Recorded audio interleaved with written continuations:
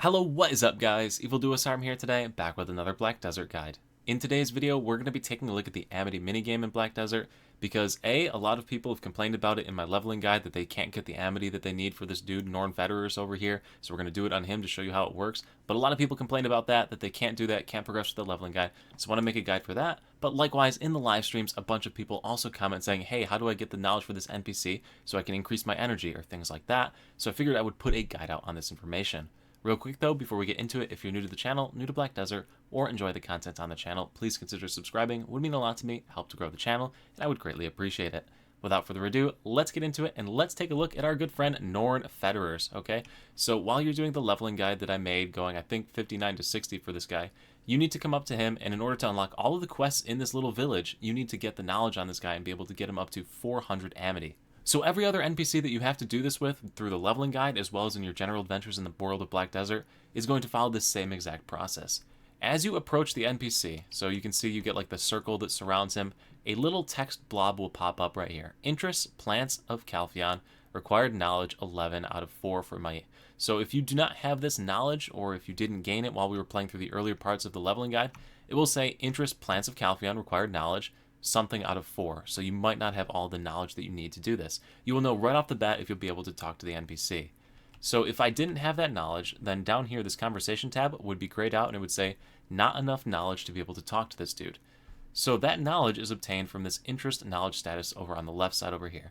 So also when you come up to any NPC, it will have this exact same box. This is the knowledge that the NPC wants in order to converse with them. Like we've already said like a bajillion times by now, it is Plants of Calpheon.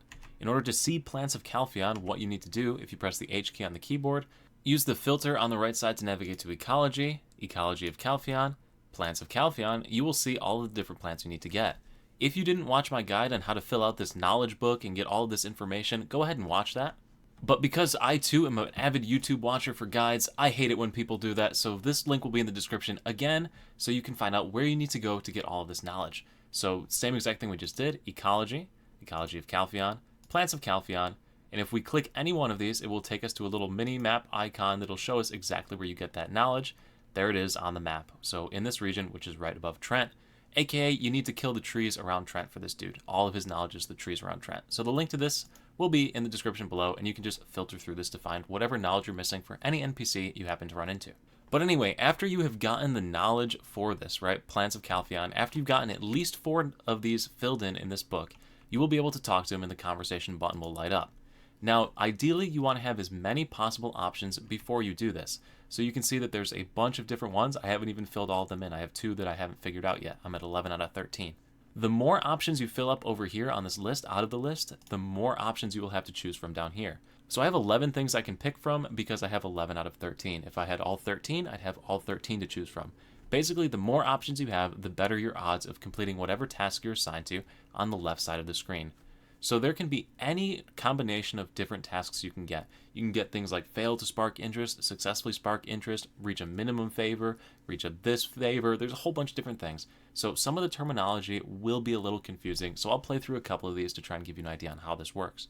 If you hover over any one of these guys, so for example, we will hover over this Tough Tree Spirit, you're going to see a few different things. First, starting from the top, you see Tough Tree Spirit. Attributes an interest level, a favor level. Don't even worry about those. Next is the interaction effect. So you see sparking interest at 100% in favor 29 to 33. Basically, RNG-wise, when you pop this one in, it has a 100% chance of succeeding because it's a 100% scaling right there. And its favor is going to give you 29 to 33 on an RNG basis.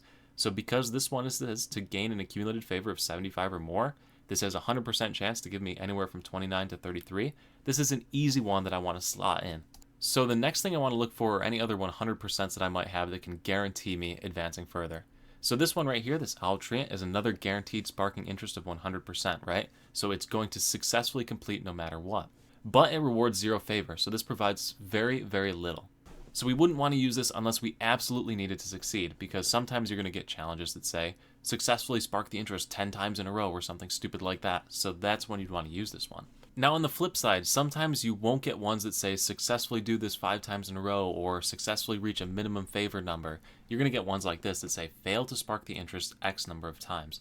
So in order to do this one, you want to pick things that have the lowest probability of success.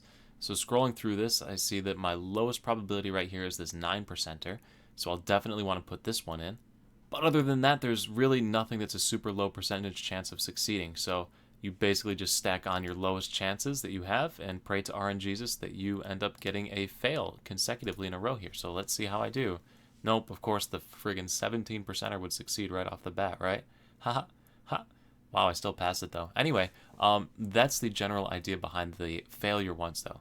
You normally do not want to use ones that are going to fail, because if they fail, you don't get any favor. If you don't get any favor, you don't get any amity. So after you complete any one of the different challenges, right, you're going to see the option to either leave and keep whatever amity you gained, or to keep talking. Think of keep talking as like doubling down. So you have a chance to gain even more amity, but if you lose everything that you put in at this point. So let's go ahead and keep talking.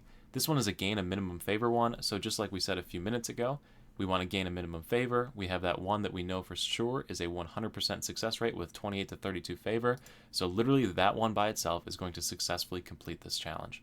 So let's risk it for the biscuit and throw down some ones that like have low probabilities but also have huge favor rewards. So those ones have like 15 to 20 something reward for favor if they succeed. So let's see how we do. So you're probably wondering, how did I possibly fail the 100%er that I dropped up there? Or because you have no idea what's going on in this still, you're like, why is he even calling this a 100%er? That's the 100%er that I took from here that was, like I said, a guaranteed chance at success, but it still failed. The reason it failed is because as you chain multiple successes in a row, it increases the chances of your next one succeeding, and if you chain multiple fails in a row, it decreases the chance of the next one succeeding. So I changed so many failures in a row that it made my 100% fail. So you do need to keep that in mind when you're stacking these. After you do a few talks with the guy, you'll see how the path flows between the different nodes that you select essentially.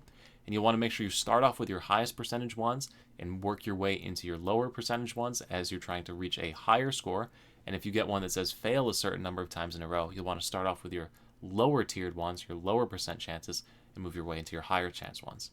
I do hope that made sense. If not, play it back a few times and it'll make sense. Or it won't, and just comment in the comment section that I'm a terrible YouTuber. Up to you, really.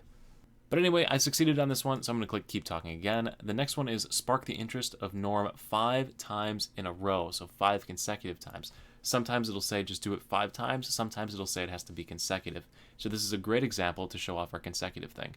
We know that this node moves from here to here to here, and then I actually don't remember what moves from there, but that doesn't really matter too much.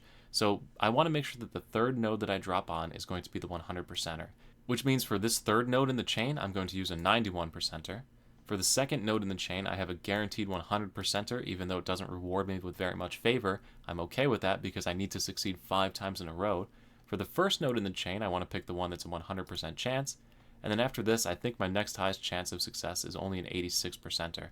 So we'll pop that one. But we'll hope that this works. So basically, 100%, 100%, 91%, 86%, 100%, 100%. Like we had just said, as they chain further and further with each other, it increases the next one's chance of success. So basically, I guaranteed myself having these two that were a lower chance to succeed by chaining 2 100% before it. It's not a perfect guarantee, but it improved my odds.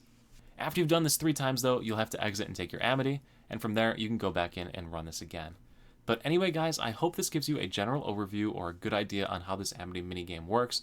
There's a lot of these that are really, really difficult. Don't think that just because I made this one look easy and got all those to work, that this is really, really an easy system. There's some NPCs, like this lady down here, over here in Dregan, that I cannot for the life of me complete. Her things are all stupid low chances, they're all crazy.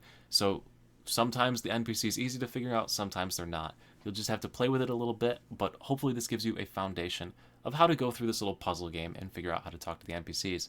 If the video did help you, make sure to leave a like, check out some of the other videos on the channel, let me know what you think in the comment section below, and make sure you're subscribed so you stay updated when new content comes out.